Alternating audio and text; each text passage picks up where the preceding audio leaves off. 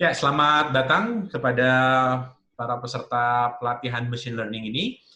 Hari ini kita akan belajar hal yang baru, yang sangat spesial, yaitu mengenai pandas. Nah, apa itu pandas? Nanti akan kita bahas secara detail ya. Nah, ini pengenalan mengenai saya. Sebagian besar sudah tahu bahwa saya mendapatkan PhD dari Tokyo Institute of Technology, saya sebagai direktur di ITHB, dan saya juga mendapatkan sertifikasi mengenai machine learning. Tapi apa yang baru? Nah, ini kemarin sore saya baru meeting dengan William Florence. Dia kepala developer training di Google. Juga ada Yarif Adan, dia adalah pemimpin proyek mengenai Google Assistant, dan juga seluruh peserta yang ikut dalam program Bangkit. Nah, satu hal yang mau saya bagikan dari pertemuan kemarin adalah kurang lebih 10 tahun orang punya mindset yang berubah mengenai mobile first. Artinya apa? Saat ini orang menggunakan handphone atau mobile phone jauh lebih banyak dibandingkan dengan orang yang menggunakan desktop komputer. Betul ya? Nah, dan ini perubahan ini terjadi dalam 10 tahun. Dan sekarang terjadi perubahan lagi yang kita sebut dengan namanya AI first atau Artificial Intelligence first. Nah, jadi apa itu? Artinya orang sekarang mengutamakan artificial intelligence. Itu yang penting harus ada. Nah, begitu. Termasuk dari Pak Yarif Adan ini menjelaskan bahwa dia yang mengembangkan Google Assistant. Jadi kalau kita akses handphone kita yang Android, kita bisa panggil Hello Google, seperti itu. Dan dia menjelaskan teknologi-teknologi kunci di belakangnya. Apa saja? Ini ada 8 yang dia sebutkan, mulai dari speech recognition sampai personalisasi. Dan apa yang membuat ke-8 ini memungkinkan adalah artificial intelligence. Atau bagian dari artificial intelligence yang membuat ini mungkin adalah machine learning. Nah, sekali lagi, karena itu saya mau menekankan bahwa apa yang kalian pelajari ini adalah sangat-sangat penting untuk ke-depannya. Jadi, tolong ikuti kelas ini baik-baik, karena kita akan mempelajari basic-basic yang penting, sehingga itu menjadi landasan yang kuat bagi kalian semua untuk bisa ahli di bidang machine learning. Bagi yang belum sempat mengikuti materi-materi sebelumnya, kalian bisa akses lewat ini, bit.ly/ml series, video-video yang mengenai materi-materi sebelumnya, mulai dari pembahasan machine learning, lalu Python, lalu yang kemarin NumPy, dan saat ini Pandas, dan besok akan TensorFlow, itu semua akan ditaruh di playlist tersebut. Jadi silakan akses. Kita masuk ke materi kita mengenai apa itu Pandas. Ya, tentu Pandas bukan seperti ini ya. Ini Kung Fu Panda, saya sangat suka film Kung Fu Panda. Dan tentu pandas yang dimaksud di sini bukan binatang atau hewan pandas. Tapi apakah itu? Pandas adalah sebuah library, ya. Library sudah kita bahas apa itu library. Library di dalam Python untuk punya tujuan utamanya ada 2, yaitu memanipulasi dan menganalisa. Apa yang dimanipulasi atau apa yang dianalisa yaitu data dengan cepat, sangat efektif dan fleksibel. Oke. Jadi Pandas itu salah satu library dari Python, seperti NumPy halnya salah satu library dalam Python, tapi kegunaan Pandas beda, yaitu memanipulasi dan menganalisa data. Lalu beberapa terminologi yang perlu kita pahami adalah 2. Jadi ketika kita ngomong library Pandas, ada 2 hal penting yang perlu dipahami. Yang pertama, kita mengenal istilah baru nih, namanya data frame. Oke? Data frame. Data frame itu apa? Sebenarnya simple, dia itu hanya sebuah tabel yang berisi data. Tabel berisi data yang dituliskan dalam bentuk baris dan kolom. Di mana masing-masing baris menggambarkan satu buah objek, dan masing-masing kolom menunjukkan keterangan yang berbeda-beda dari objek tersebut. Sedangkan series adalah satu kolom dalam data frame. Oke. Ya, oke, saya sudah dengar, tapi saya masih bingung mengenai itu apa. Tidak apa-apa, kita lihat gambar ini. Nah, ini adalah contoh gambar dari data frame. Oke. Kalau kalian lihat di sebelah kiri ada index labels, itu dimulai dari angka 0. Ya, sekali lagi Python untuk mengindeks dia mulai dari angka 0. Ada 0, 1, 2 dan seterusnya. Tadi dikatakan data frame ini adalah dalam bentuk tabel, 2 dimensi ya, ada baris dan ada kolom. Di mana dalam baris, saya cek apakah saya bisa kasih pointer, oke, bisa ya. Nih, baris ini menunjukkan satu buah objek. Oke. Jadi masing-masing baris yang tertulis dalam indeks ini 01, 2 ini adalah objek yang berbeda-beda, ya. Jadi masing-masing baris objeknya berbeda-beda. Lalu ada kolom. Setiap kolom ada namanya. Oke, dalam hal ini misalnya nama gunung, lalu ketinggian gunung, di daerah mana, lokasi koordinat di muka bumi di mana, dan seterusnya. Itu column names, oke. Dan masing-masing item di setiap baris dan kolom itu yang kita sebut dengan data. Oke, data. Ya, semua elemen yang ada di dalam satu baris dan satu kolom ini adalah kita sebut data.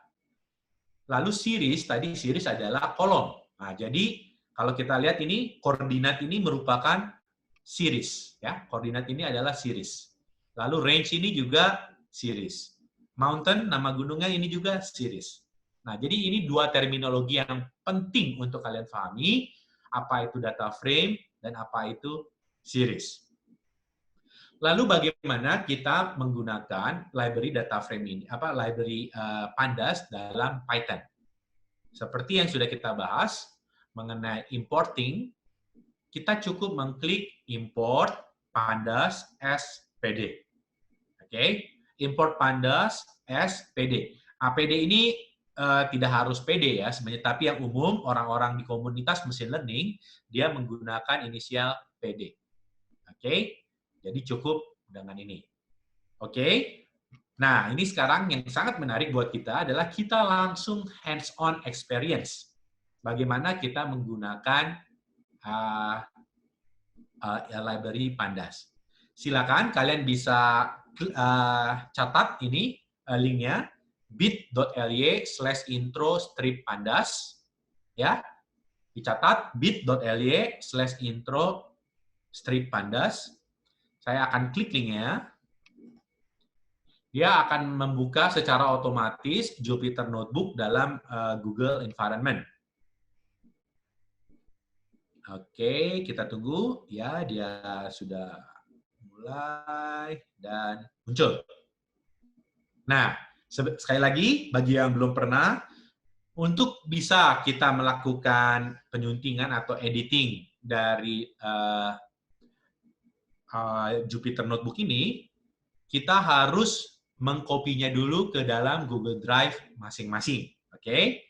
Caranya kita klik File, lalu kita pilih Save a Copy in Drive. Oke? File, Save a Copy in Drive. Saya akan klik. Dia akan secara otomatis mengcopy file tersebut di dalam Google Drive masing-masing peserta, dan sehingga masing-masing peserta akan mempunyai file yang sama, tapi bebas untuk diedit sesuai dengan keperluan masing-masing. Oke. Nah, di sini ada beberapa topik yang akan kita bahas. Yang pertama, kita akan mengimport library Pandas. Yang kedua, kita akan membahas dasar-dasar penggunaan Pandas. Lalu yang ketiga, bagaimana kita mengambil data dari web. Keempat, bagaimana kita mengakses data. Dan yang kelima, bagaimana kita memanipulasi data. Oke, kita langsung saja mulai. Bagaimana kita mengimport Pandas library.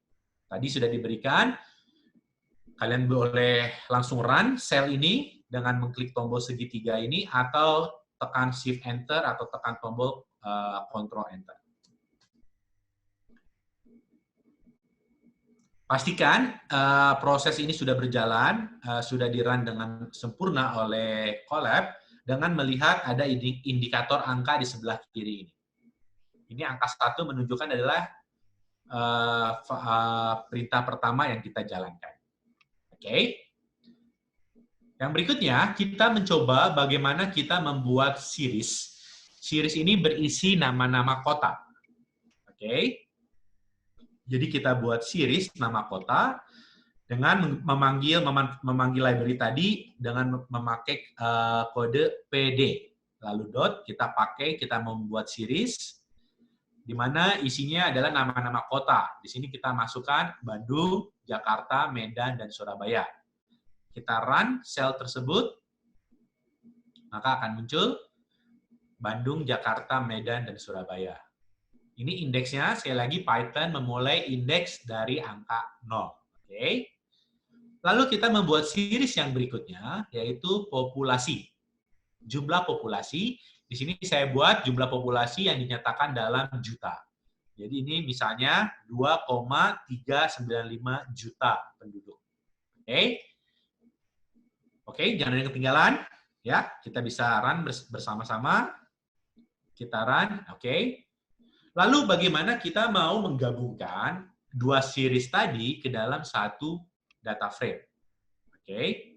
Kita mau menggabungkan dua series tadi, yaitu series nama kota dan series populasi ke dalam satu data frame yang kita sebut namanya my data frame. Oke, caranya bagaimana? Kita memanfaatkan fungsi data frame dari library Pandas tadi. Lalu kita tulis seperti ini, nama kota, kita ambil isinya dari nama kota, lalu populasi dalam juta, kita ambil datanya dari populasi. Oke, kita bisa langsung saja run kode ini. Nah, sehingga kita sudah mempunyai sebuah data frame. Yang dalam hal ini kita sebut my data frame. Isinya adalah Bandung dengan populasi 2,395 juta. Jakarta 9,608 juta. Begitu seterusnya untuk Medan dan Surabaya. Oke, ya selamat. Karena Anda saat ini sudah bisa menggunakan Pandas, membuat series, dan menggabungkan beberapa series menjadi sebuah data frame. Pada kenyataannya, pada praktek realnya, tentu data-data tersebut tidak kita masukkan secara manual. Karena ini kita ngomong masih ada 4. Gampang kita masukkan secara manual. Tapi kalau kita ngomong 1.000, 10.000, 1 juta data, tentu tidak mungkin kita lakukan secara manual. Nah, di sini kita akan mengambil contoh, kita akan mengambil data dari California Housing. Ini data yang sangat sering digunakan untuk pelatihan-pelatihan machine learning. Cara menggunakannya adalah kita memanggil kode read CSV. Karena apa? Karena file yang dalam link ini dia bentuknya CSV, comma separated value. Oke. Kita akan membaca data tersebut dan akan langsung mengkonvertnya menjadi dalam sebuah data frame. Kita jalankan saja kodenya dengan mengklik tombol segitiga misalnya. Oke. Tidak ada indikator apakah dia sudah jalan. Kita harus memastikan. Oke. Sampai muncul angka 6. Oke. Artinya kode tersebut sudah kita jalankan. Nah, untuk melihat isinya apa saja sih kode yang sudah kita ambil tadi, kita bisa menggunakan perintah head. Ya, di sini ada head. Head ini artinya apa? Kita menampilkan data frame beberapa baris teratas. Dalam kasus ini 5 baris teratas. Oke, kita lihat 0, 1, 2, 3, 4. Ada 5 baris teratas. Di mana isinya adalah lokasi rumah dinyatakan dalam longitude dan latitude. Ya, ini bujur dan lintang. Lalu umur rumah tersebut, jumlah ruangan dalam rumah, lalu jumlah kamar, lalu jumlah populasi, jumlah households, median income, dan median house value. Oke, jadi ini bukan menunjukkan satu rumah saja, tapi rumah-rumah yang ada di sekitaran satu longitude dan latitude ini. Oke, inilah data yang baru saja kita ambil dari website. Nah, kemudian kita bisa menggunakan fungsi yang sudah ada di dalam Pandas untuk melihat statistik deskriptif dari data tersebut. Kodenya cukup dengan mengklik describe. Oke, kita mendeskripsikan statistik dari data-data yang sudah kita download tadi. Kita run kode tersebut. Nah, di sini kita punya data statistik deskriptif, yaitu apa? Ada mean, rata-rata, lalu ada standar deviasi, lalu ada minimum, lalu ada first quartile, second, third, sampai nilai maksimum. Bagi kalian yang belum memahami atau belum belajar statistik deskriptif, tidak apa-apa, ini tidak perlu kalian pahami dulu saat ini. Oke? Ya, jadi jangan khawatir. Dan lalu, jika masih ingat materi sebelumnya, di mana kita menggunakan sebuah library yang lain, namanya Matplotlib, untuk memvisualisasi data. Data visualization. Betul? Ini, jangan lupa, ini salah satu topik dalam machine learning yang sangat besar ya. Oke. Nah, secara otomatis Pandas bisa menggambarkan histogram ya, data histogram. Kita lihat, kita run. Nah, di sini kita lihat histogram dari data-data setiap series yang ada. Series longitude, latitude, housing, sampai di series median house value. Di semuanya ada berapa? 1, 2, 3, 4, 5, 6, 7, 8, 9. Oke, dan Pandas menampilkannya dalam bentuk 3x3. Oke, bisa diikuti ya. Nah, jika kita ingin melihat satu histogram saja, misalnya kita mau melihat histogram untuk series median house value saja, tidak apa-apa, itu bisa kita lakukan. Kita harus mengisi di sini. Series mana yang mau kita isi? Gitu ya. Misalnya kita mau melihat median house value saja. Kita klik median house value, lalu kita jalankan, maka ditampilkan gambar seperti ini. Oke, ini histogram untuk median house value. Ya. Oke, challenge. Tantangan buat kalian. Bagaimana kalau kita mau menggambarkan histogram dari median income? Oke, silakan pikirkan sebentar. Jangan lihat solusinya dulu. Solusi ini bagi kalian yang kalau sudah benar-benar memikirkan panjang-panjang tapi masih belum menemukan jawabannya. Oke. Kita harus menulis kode di sini. Tadi di sini contohnya adalah kita cukup mengetikkan median house value. Oh, oke. Artinya kalau kita mau lihat median income, kita cukup untuk mengetikkan median income saja. Oke, median income saja. Kita run kodenya. Ada yang salah. Mengapa? Nah, di sini dalam dibagi dikasih tahu bahwa untuk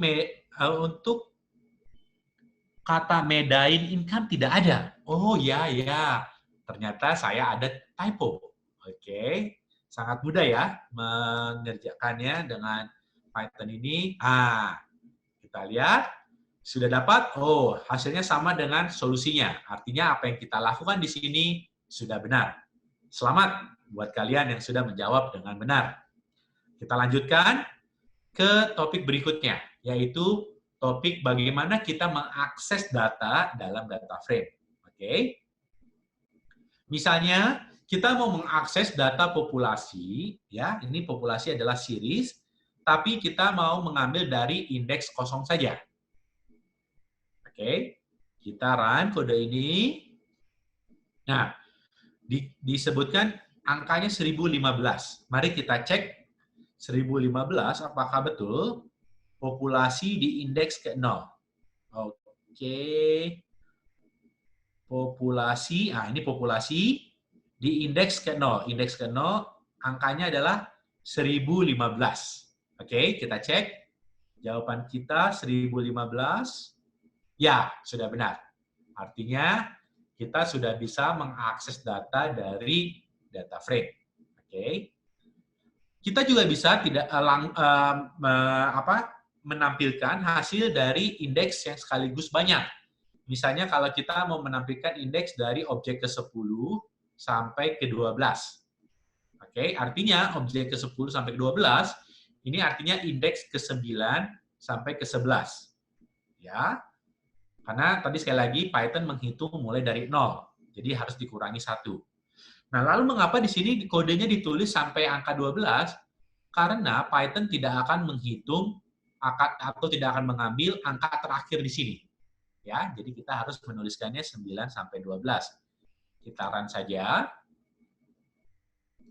Ya, betul ya? Indeks 9, 10, dan 11. Betul ya? Bisa dipahami ya? Jadi ini sekali lagi kalau indeks ke-9 artinya ini objek ke-10 ditambah 1. Kalau dari objek ke indeks dikurangi 1. Kalau dari indeks ke objek ditambah 1.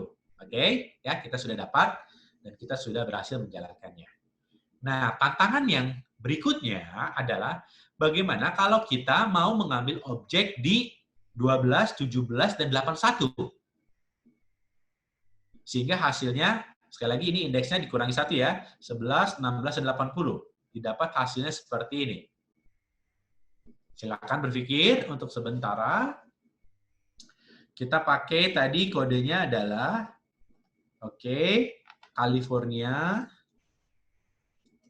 California housing data frame, lalu yang mau diambil adalah data total rooms ya, total rooms berarti total rooms, bukan total bedrooms tapi total rooms di indeks di 11, 16, 80. Kita lihat apakah jawaban ini benar atau tidak.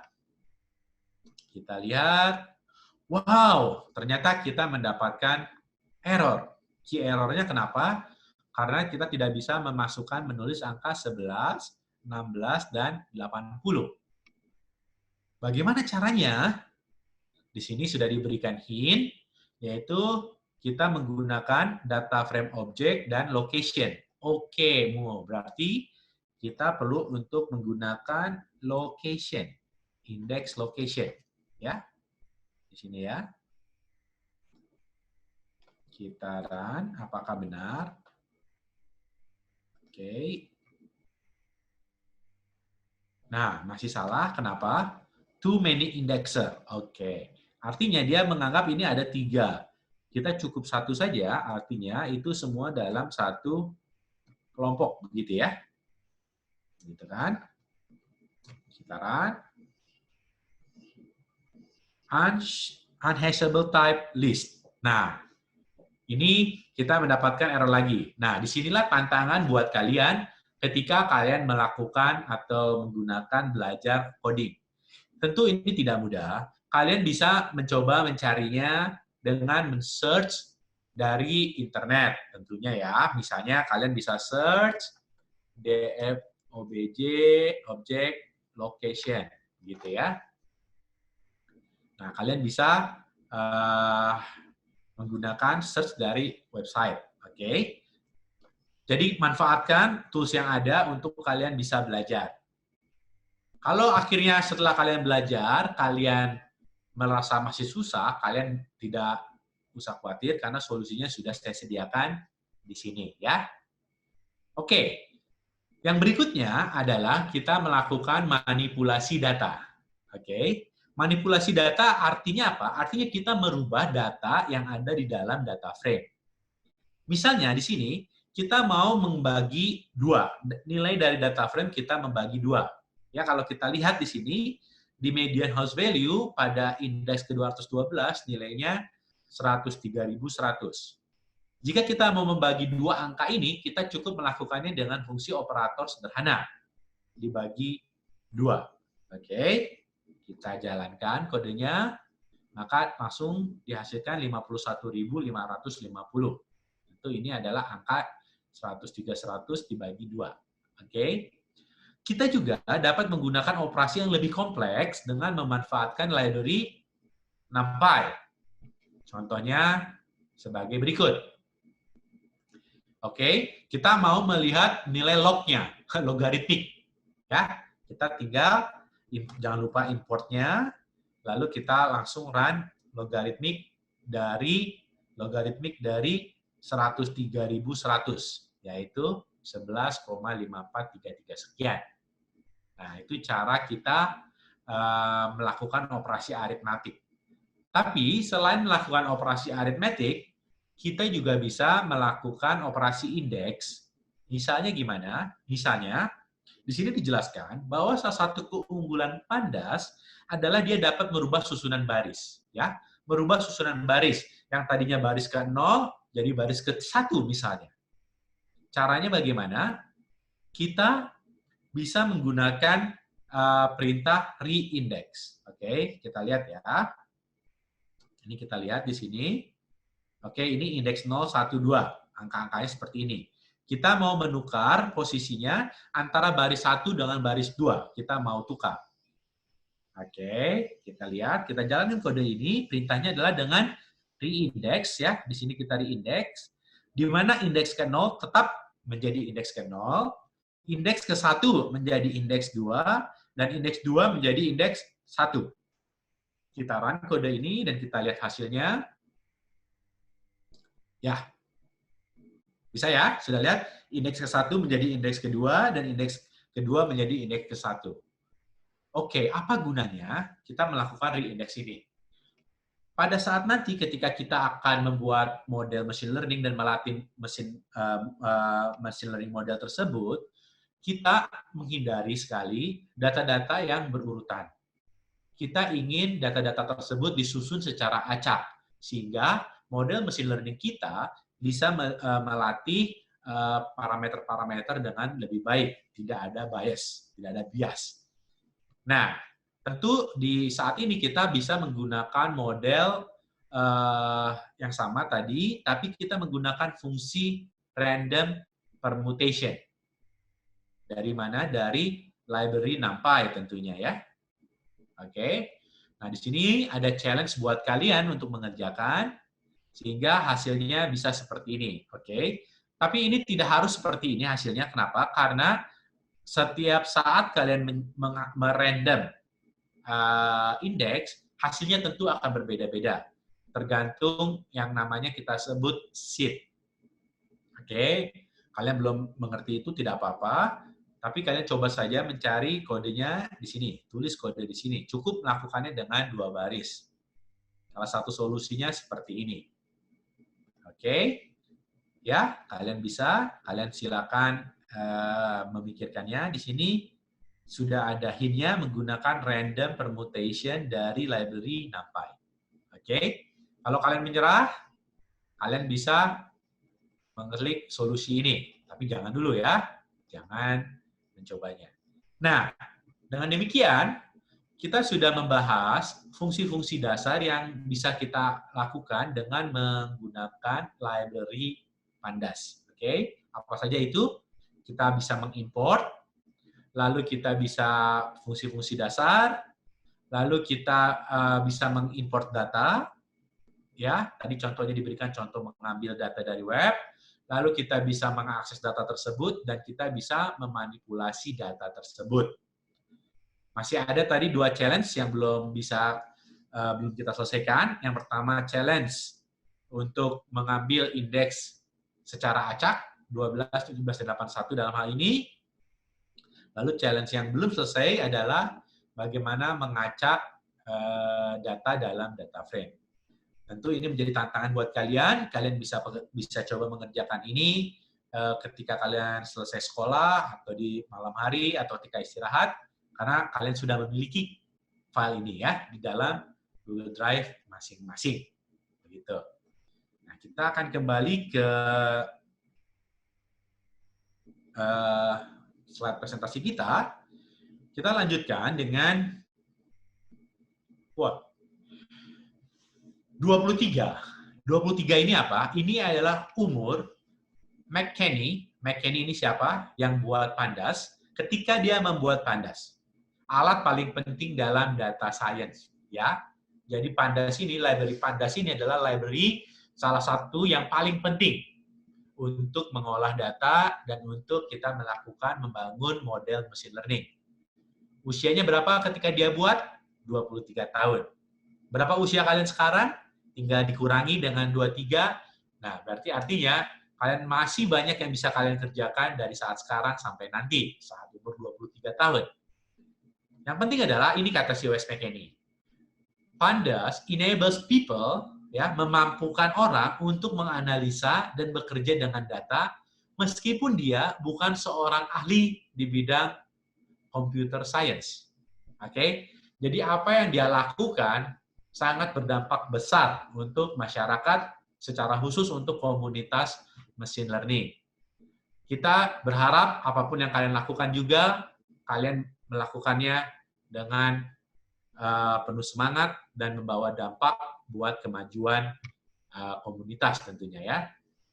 Ya tentu ini kalian boleh menghubungi saya di ITHB. Saya mengajar di ITHB, di mana salah satu visi kita adalah kita ingin mengedukasi future leaders yang membawa perubahan, tentu membawa dampak positif di tengah masyarakat, begitu ya. Silakan kalian kalau nanti ketika kalian mengutak-ngatik kodenya, kalian menemukan masalah, kalian bisa menghubungi saya di email saya mclaurin@ithb.ac.id. Oke, demikian sharing saya hari ini. Kita bisa lanjutkan dengan sesi tanya jawab.